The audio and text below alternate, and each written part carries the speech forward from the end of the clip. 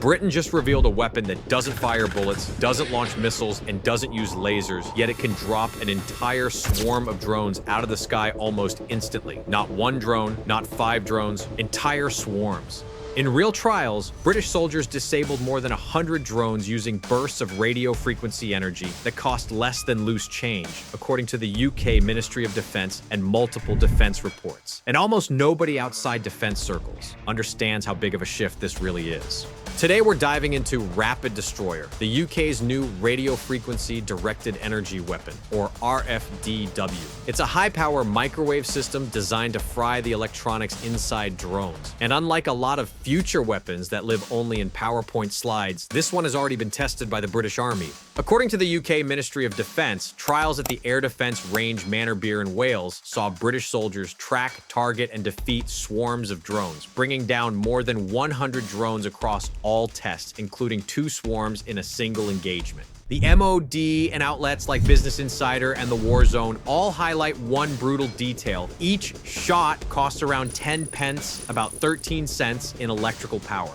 This is not hype, it's not sci-fi. RapidDestroyer is the commercial name used by Thales for a British RFD demonstrator, developed under Project Ealing, a joint effort between the Ministry of Defence's Defense Science and Technology Laboratory and Defense Equipment and Support, working with an industry team called Team HRSA.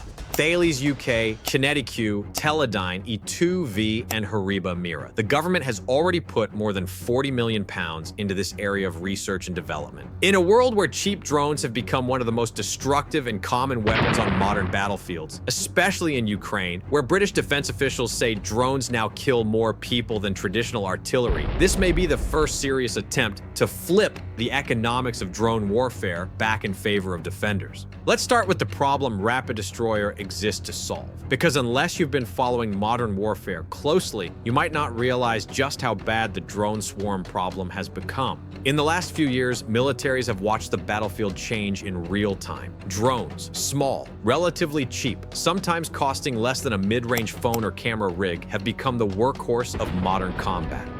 You've got surveillance drones spotting for artillery, kamikaze drones diving into tanks and bunkers, first-person view racing drones turned into precision strike weapons, and now coordinated swarms that can saturate an area with targets. The UK's Strategic Defence Review 2025 spells it out in blunt language. It notes that in the war in Ukraine, drones now kill more people than traditional artillery, and that whoever gets new technology into the hands of their troops fastest will have the advantage. That isn't coming from a YouTuber or a think tank. It's coming from the British government's own national strategy documents and from briefings to Parliament. On the ground, that tracks with what we actually see. Drones hitting trenches, tanks, ammunition depots, fuel stores, logistics hubs, and even strategic bombers sitting on Russian airfields. Ukraine plans to produce millions of drones in a single year to keep up with Russia's numbers, which tells you how central these systems have become. Traditional air defense systems, the ones designed to stop jets and cruise missiles, were never built for this. You can't keep firing missiles that cost tens or hundreds of thousands of pounds at small drones that might cost in the hundreds or low thousands. The maths collapses. You run out of money, you run out of missiles, or both.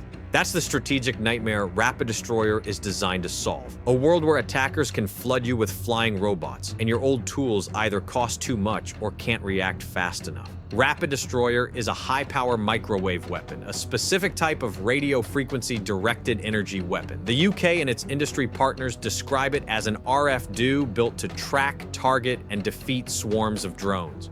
Instead of launching a projectile, the system emits powerful bursts of high-frequency radio waves. When those waves hit a drone, they overload and physically damage its internal electronics, the flight controller, power systems, sensors, communications, causing the drone to malfunction, lose control, or simply drop out of the sky. The UK Ministry of Defence describes this as a hard kill effect, not just jamming. You're not confusing the drone, you're hurting it. In trials in Wales in late 2024 and early 2025, RapidDestroyer, mounted on an RMMV HX 64x4 truck, was operated by British Army soldiers.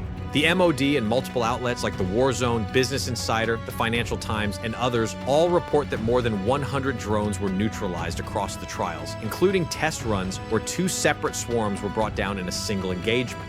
The MOD describes the effect as near instant and capable of neutralizing multiple targets simultaneously. This is where it starts to look like a cheat code. Missiles kill one target, guns kill one target at a time. Lasers in practice might burn down one drone at a time as they dwell on the target. A high-power microwave beam doesn't care how many drones are inside its footprint. If they're in the energy cone, they're all having a very bad day.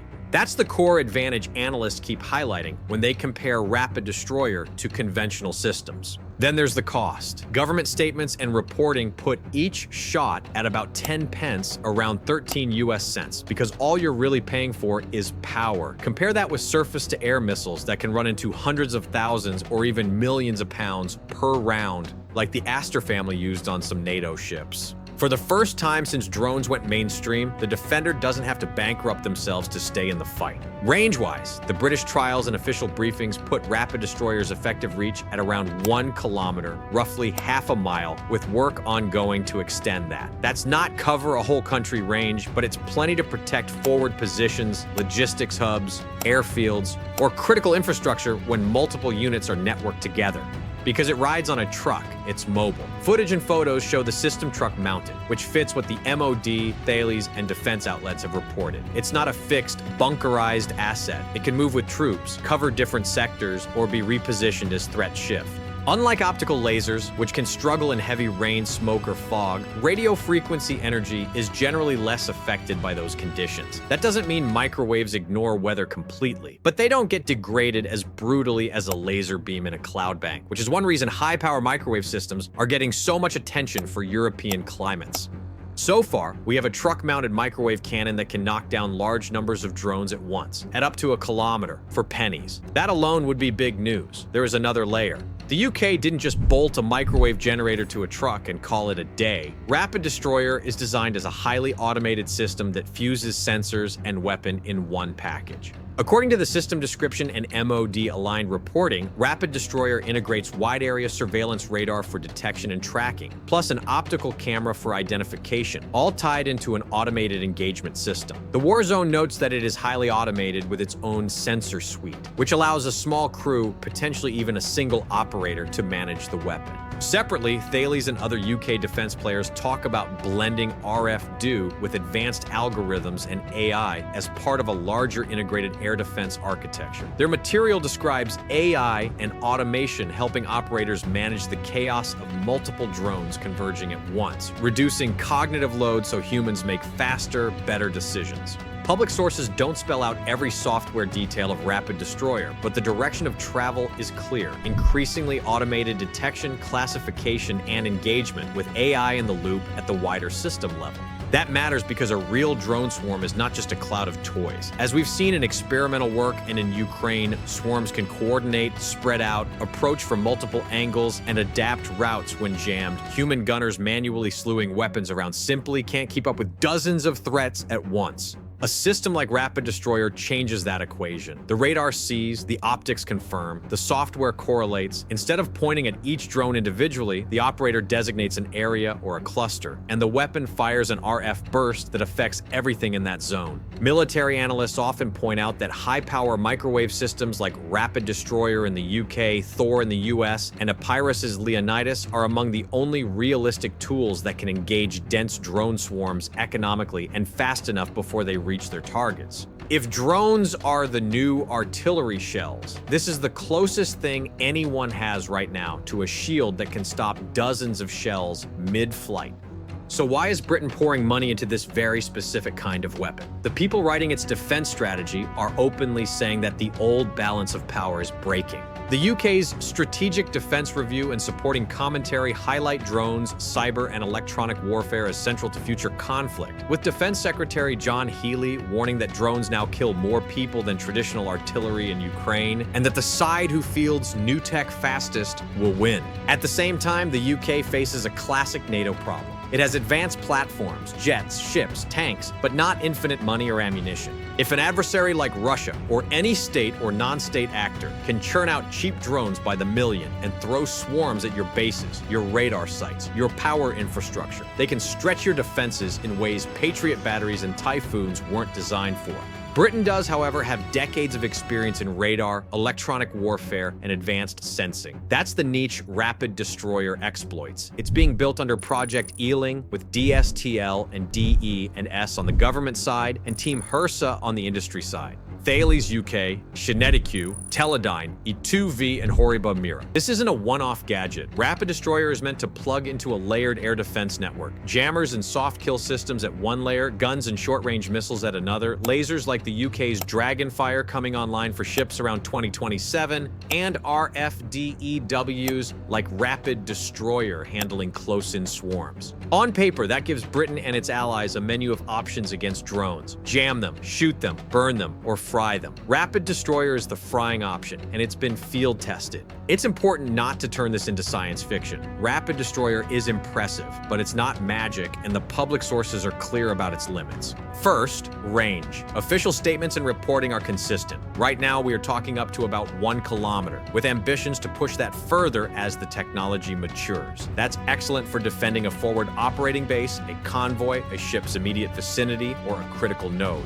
It doesn't blanket a whole city. To protect large areas, you'd need multiple RFD units linked together, just like you need multiple radars and batteries for missile defense. Second, power. Both the Financial Times and other outlets point out that RapidDestroyer still draws a lot of electrical power. On a truck, that means serious onboard generation or external support. It's one reason similar US and European systems are often demonstrated from container-sized packages. Third, environment and safety. Microwaves don't care about fog the way lasers do, but terrain, buildings, and reflections can still shape or limit the beam. The Ministry of Defense stresses that the system is meant to be used in controlled military contexts. Experts quoted in outlets like the FT and Economist have warned that broad RF effects may not always be ideal for very sensitive civilian infrastructure, where you want to avoid frying anything except the drones. Finally, adversaries adapt. Once microwave weapons become part of the landscape, drone makers will start hardening electronics, adding shielding, redesigning circuits, or using tactics to spread swarms wider. Just as armor evolved in response to anti-tank weapons, drones will evolve in response to hard-kill RF weapons. All that said, the basic physics don't change. Electronics really don't enjoy being hit with intense bursts of RF energy. High-power microwave beams are one of the few things that can hit multiple small airborne targets at once. This is where RapidDestroyer stops being just a cool gadget and starts to look like a strategic signal. For NATO, a system like this offers a way to protect key nodes, ammo depots, command posts, air defense sites, radar masts, without burning through missile stockpiles every time someone throws a handful of drones their way.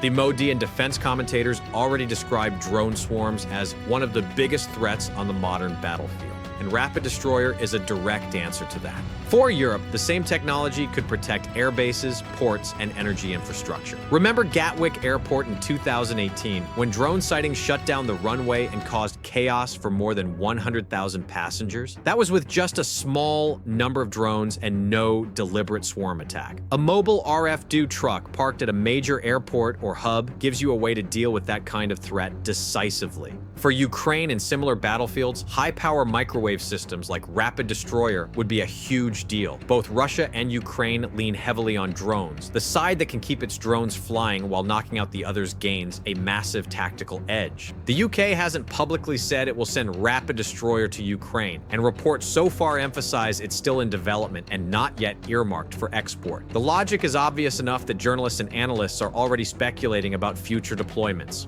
The biggest shift is economic. When a one-way attack drone costs hundreds or a few $1,000s and the interceptor costs 100,000 pounds or more, the attacker has the advantage. When the defender can zap everything in a beam volume for 10 pence a shot, that advantage shrinks or flips. RapidDestroyer doesn't end drone warfare. It doesn't make drones obsolete. It forces anyone planning to attack with swarms to think much, much harder about whether those drones will survive long enough to matter. So what does all this actually mean for Britain and for the wider world? It means the UK has quietly become one of the leaders in practical, field-tested drone swarm defense. RapidDestroyer, the RFDEW demonstrator you've just heard about, is not just a concept. It's a real high-power microwave weapon that has already neutralized over over 100 drones in British Army trials, including multiple swarms with near-instant effect and a per-shot cost measured in pennies. It means that in an era where cheap drones have been leveling the playing field, from Ukraine's front lines to airspace incidents around major airports, Britain has started building a shield designed specifically for that world.